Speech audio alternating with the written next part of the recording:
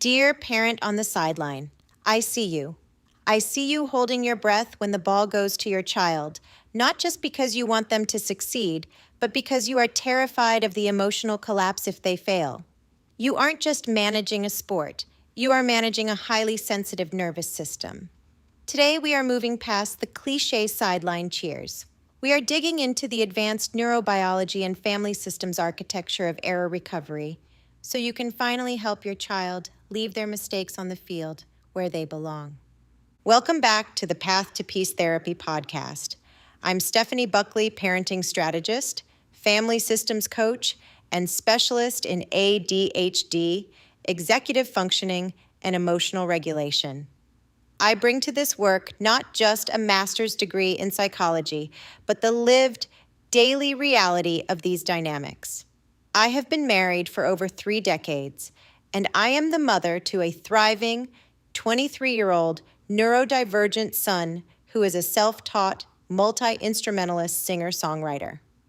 Through my clinical practice, this podcast with over 140 episodes, and my own deeply personal journey, I've dedicated my life to helping families bridge the gap between profound psychological insight and real-time execution. For my listeners joining me today, what I can tell you from both the therapist's chair and the sidelines is that the most agonizing moments in parenting are rarely the catastrophic failures. The true systemic breakdowns occur in the micro moments, the singular, seemingly insignificant mistakes that your child's nervous system simply cannot metabolize. You watch the dropped ball or the missed shot, and in a fraction of a second, you witness a complete physiological and psychological collapse. Their shoulders round, their gaze drops, and their cognitive presence vanishes. They are no longer playing a game.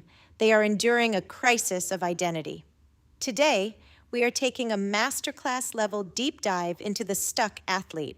We are going to deconstruct this phenomenon using the neurobiology of executive dysfunction, the multi-generational transmission of anxiety in Bowen family systems, and the constructivist approach of solution-focused scaffolding. We are moving beyond behavioral band-aids to fundamentally rewire how your family system, including the dynamic between mom and dad, processes failure.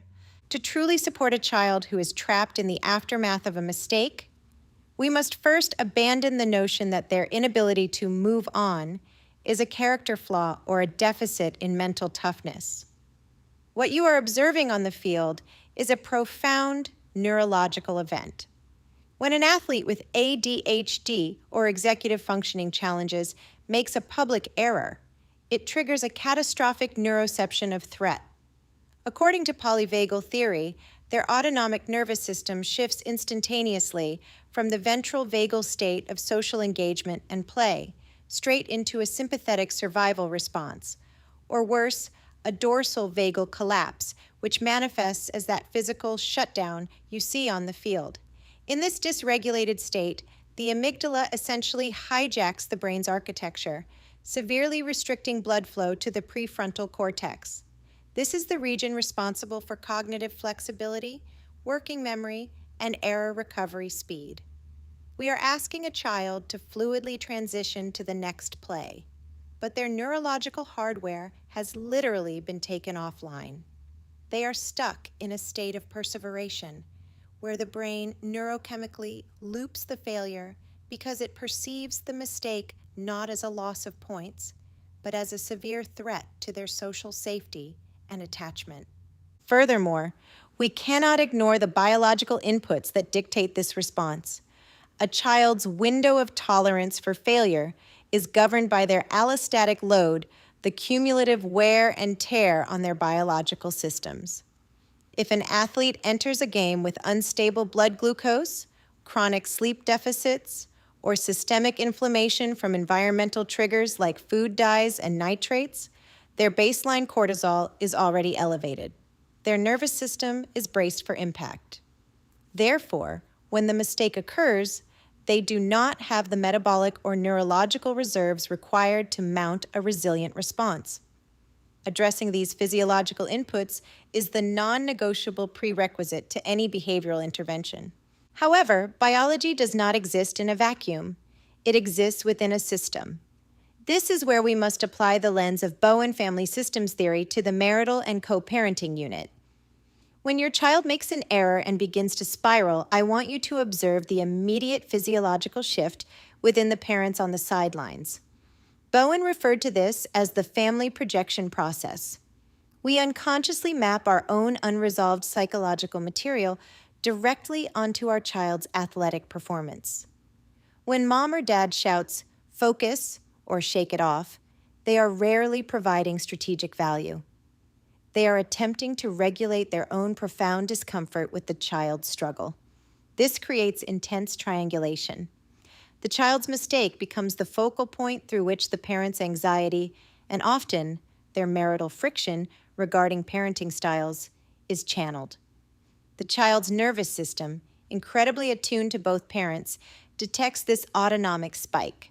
Now, the athlete is carrying a dual burden, processing the shame of the physical mistake while absorbing the responsibility of managing mom and dad's emotional dysregulation. The clinical antidote to this is differentiation of self for both parents. This is the psychological capacity to remain intimately connected to your child's emotional experience without becoming consumed by it and without projecting it onto your partner. When mom and dad operate as a unified, highly differentiated team, their regulated nervous systems act as an external anchor.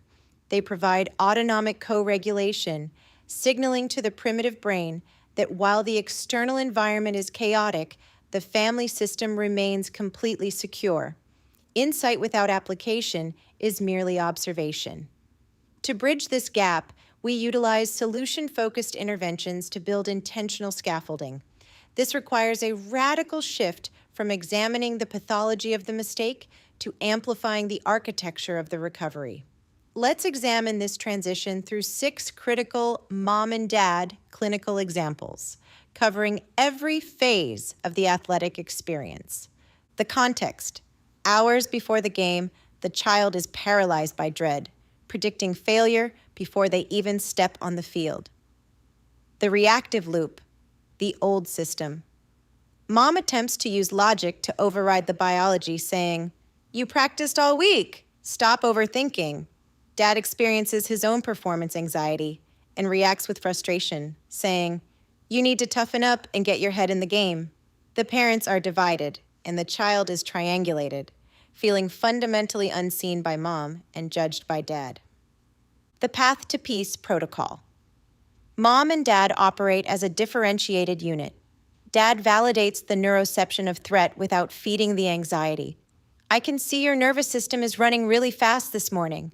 That makes biological sense." Mom offers a somatic intervention rather than a lecture and ice pack on the back of the neck to stimulate the vagus nerve. The autonomic arousal is recognized without judgment, allowing the child's prefrontal cortex to slowly come back online. The sideline shutdown, the mistake, the context: the child misses a critical defensive assignment. The shutdown sequence initiates. The reactive loop, the old system. Dad experiences a threat response triggered by his own intergenerational perfectionism and yells, "You're not moving your feet." Mom winces, feels overprotective, and rushes to the fence to oversoothe, saying, "It's okay, honey, don't cry." The child is caught between dad's rigid standard and mom's enmeshed anxiety, shutting down executive functioning entirely. The path to peace protocol. Mom and dad recognize their somatic activation and utilize deep diaphragmatic breathing to remain a non-anxious presence. They agree on a unified, forward-focused directive. Dad offers a calm, mechanical cue. "Reset the stance. Next play is yours," while mom offers a grounded, silent thumbs up. The child receives structure without moral evaluation. The authority trigger, the coach's dysregulation. The context: a coach aggressively and publicly criticizes the child during a timeout. The reactive loop, the old system. Mom feels a surge of protective rage and wants to confront the coach. Dad defaults to traditional authority compliance and yells at the child, "Just listen to him and do what he says." The parents are openly fractured. The child enters a full dorsal vagal collapse, apathy and dissociation, due to the dual threat environment. The path to peace protocol. Mom and dad maintain self-differentiation. They understand the coach's dysregulation is not their child's identity, nor is it a reflection of their parenting. During a break, mom makes grounding eye contact and says, "His volume is very loud right now, but what is the actual mechanical adjustment he is asking for?" Dad nods in agreement, helping the child filter the coach's emotional immaturity from the tactical instruction. The sibling triangulation, the shadow of the easy athlete. The context: the neurodivergent child struggles heavily, while their neurotypical sibling effortlessly succeeds. The reactive loop, the old system. Dad relies on comparison as a misguided motivational tool, saying, "Look at how your sister just let that missed goal go." Mom overcompensates out of guilt and coddles the neurodivergent child, removing all expectations. The family system inadvertently teaches the child that their unique brain is a deficit. The path to peace protocol. Mom and dad actively dismantle the comparison. Dad says, "Your sister's brain processes errors differently. Your brain feels things deeply, which makes you a passionate player." Mom follows up with, "Let's figure out the reset tool that works for your specific neurobiology." They honor the neurodivergence as an operational system that simply requires different management. The practice paralysis, the lingering struggle. The context: the child cannot master a drill at practice and refuses to try again, sitting on the grass. The reactive loop, the old system.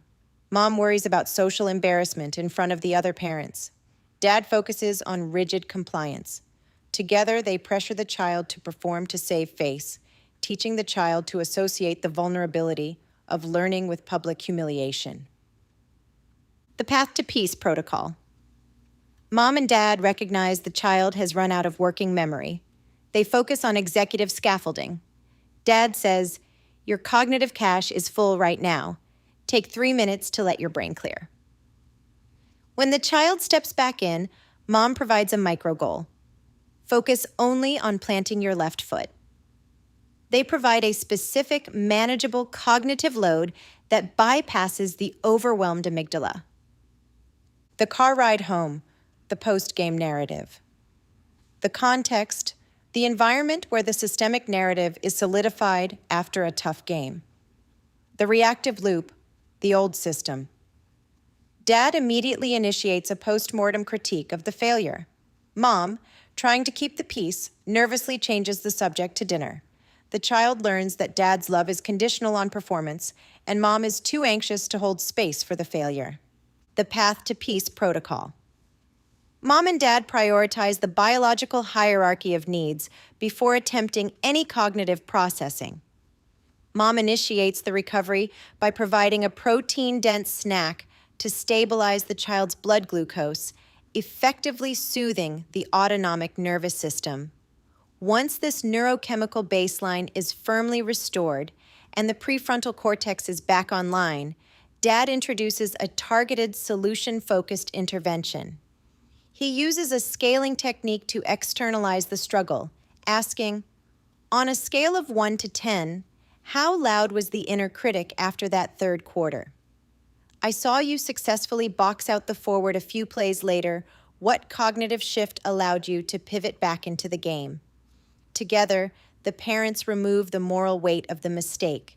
Instead of a post-game critique, they invite the child into a state of metacognition, encouraging them to become a curious, empowered observer of their own neurobiology.